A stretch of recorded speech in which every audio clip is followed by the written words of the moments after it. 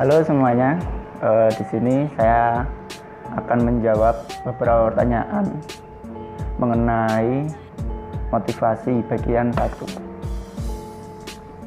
Dari banyaknya pertanyaan yang muncul, saya akan ambil beberapa saja.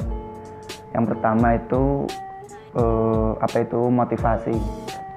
Motivasi secara umum itu adalah suatu dorongan untuk melakukan sesuatu. Untuk secara umumnya ada beberapa pengertian menurut para ahli. Yang pertama menurut Morgan and King 1986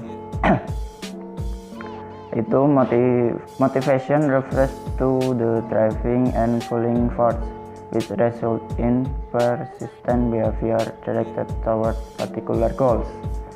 Inggrisnya seperti itu. Artinya kurang lebih ya, motivasi itu mengacu pada kekuatan dorongan untuk menghasilkan perilaku supaya mencapai tujuan. Intinya itu. Contohnya seperti jika kalian ingin menjadi pemain futsal.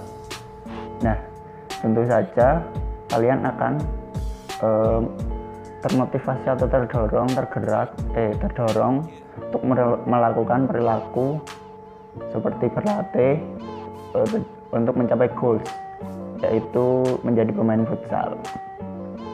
Yang kedua ada menurut Laura King. Saya bacakan ya. Motivation the force that move people to behave, think, and feel the way they do. Laura King. Yang artinya kurang lebih motivasi adalah kekuatan yang menggerakkan orang untuk berperilaku, berpikir, dan merasakan apa yang mereka lakukan. Jadi seperti itu. Sama aja seperti tadi, misal kita termotivasi gitu kan, kita tergerak untuk berperilaku, kemudian kita merasakan wah ini feel-nya dapat gitu, dan untuk mencapai tujuan tentunya. Motivasi juga disebut motif ya. Motif itu ada inference from behavior, yaitu kesimpulan dari perilaku, explanation of behavior, atau dapat menjelaskan perilaku. Motif itu dapat menjelaskan perilaku. Terus ada prediction of behavior, yaitu motif dapat memprediksi perilaku. Itu yang kedua ada sifat-sifat motif. Sifat motif itu ada 4. Nah, yang pertama itu tidak tampak, tapi dapat dilihat dari perilaku. Nah, misal ada orang yang mau mencuri. Nah, itu kan motifnya tidak nampak, tetapi kita dapat melihat dari gerak-gerik perilaku si pencuri tersebut. Itu yang kedua ada majemuk atau lebih dari satu.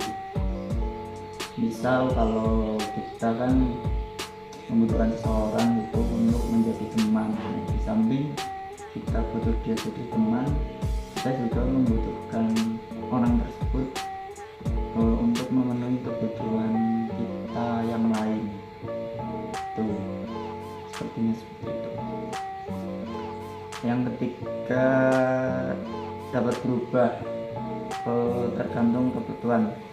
Dapat berubah, misal sekarang saya lapar nih karena puasa, mungkin nanti 1 jam 2 jam ganti menjadi berubah gitu, jadi aku ngantuk banget itu. Terus yang keempat berbeda-beda tergantung pada umur, jenis kelamin, sama sosial kultur. Nah, contohnya untuk sosial jenis kelamin, misal kalau perempuan termotivasi ini jadi cantik, jadi langsing, jadi apa gitu kan, wanita intinya. Untuk laki-laki kan termotivasi badannya harus kekar, terus gentle, harus ganteng gitu. Untuk sosial kultur ya mungkin kalau orang kaya berpikiran untuk menabung atau shopping atau jalan-jalan. Kalau orang menengah itu berpikiran untuk menghemat, ya kurang lebih seperti itu. Yang ketiga ini pertanyaan dari nggak ada namanya. Jelasin lagi dong pendekatan the evolutionary approach dan drive reduction theory. Oke, untuk yang pertama the evolutionary approach, yaitu didasari karena orang tersebut itu ingin survive atau bertahan.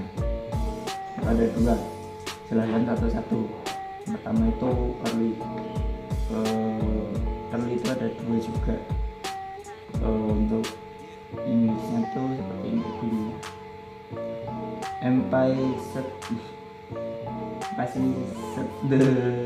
maaf kalau salah, pakai saya ada hancur. The role of instinct in motivation. Yang pertama, yang kedua itu an instinct is an innate atau unmet biological pattern of behavior that is assumed to be universal through a species. Yang artinya itu, kalau yang pertama itu menekankan pada naluri motivasi.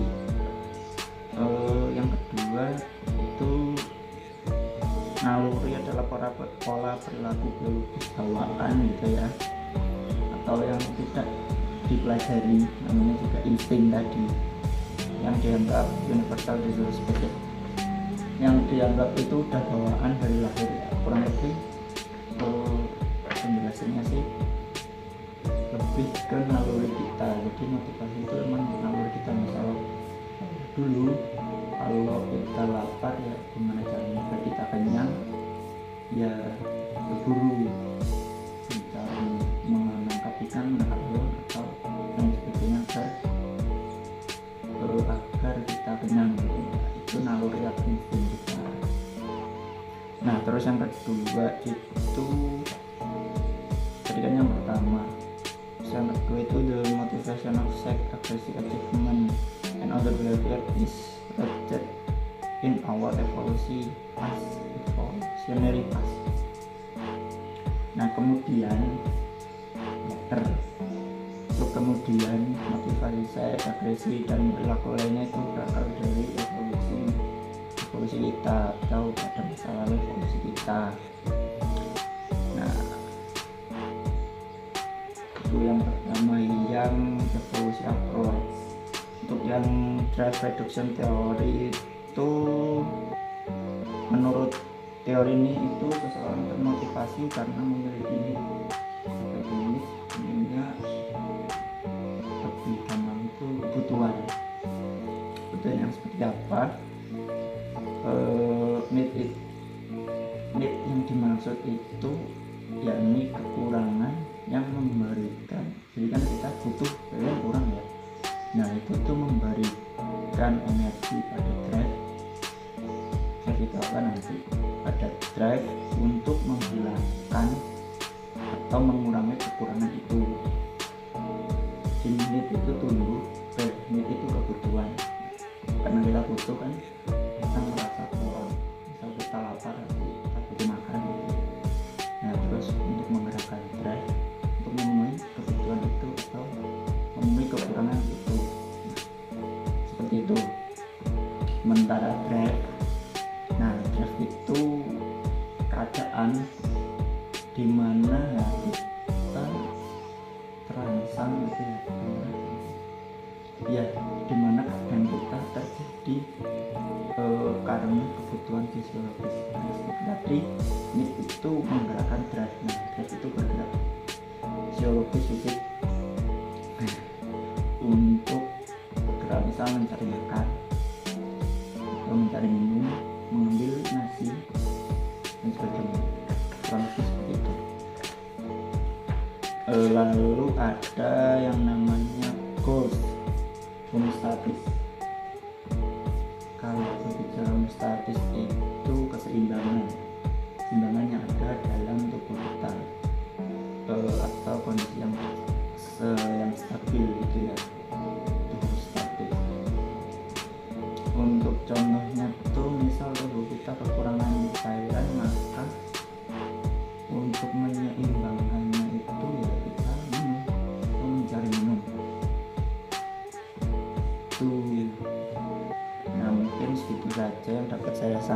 dilanjutkan karena banyak banget, jadi ya ini saja. Stay safe buat semuanya, semangat kuliah online-nya karena lagi masa-masa seperti ini, and bye.